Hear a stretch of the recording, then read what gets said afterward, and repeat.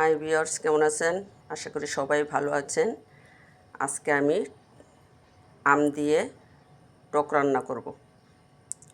এর জন্য প্রয়োজন হবে আমাকে প্রথমে আমি মিষ্টি কুমড়া এবং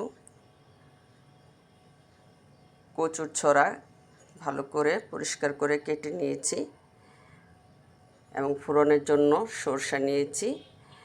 এটাতে আমি ইলিশ মাছের মাথা দেব, মাথা টুকরো করে কেটে রেখেছি এবং কাঁচা আম।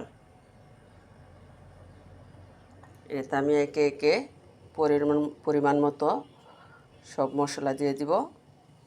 প্রথমে আমি লবণ দিয়ে দিচ্ছি, পরিমাণ মতো লবণ দিব।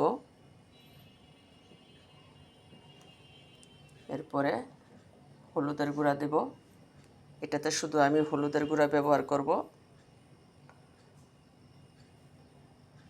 পরিমাণ মতো হলুদের গুঁড়া দিয়ে দিলাম।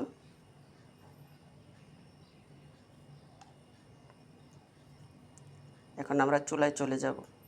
প্রথমে আমি হাঁড়িতে অল্প করে তেল দিয়ে নিব, একদম অল্প তেল।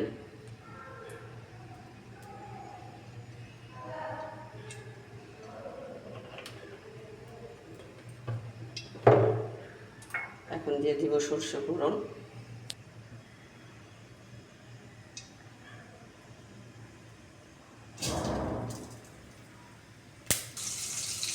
মাছ দিয়ে দিলাম, মাছকে একটু ভেজে দিব।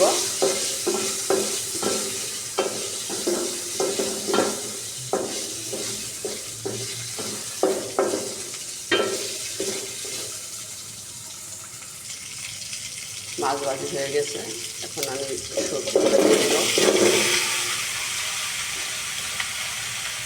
সবজিগুলো দিয়ে আমি নেড়ে চেড়ে ভালো করে নেড়ে চেড়ে পানি দিয়ে ঢাকনা দিয়ে দিব যতক্ষণ পর্যন্ত সিদ্ধ না হয়।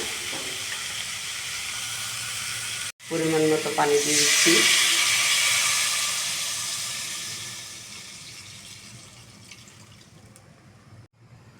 এখন একটু নেড়ে চেড়ে ঢাকনা দিয়ে দিব।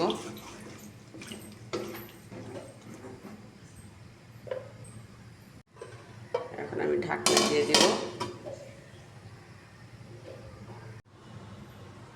সবজি সিদ্ধ হয়ে গিয়েছে, এখন আমি এটাতে আমের টুকরাগুলি দিয়ে দিব। নেড়ে চেড়ে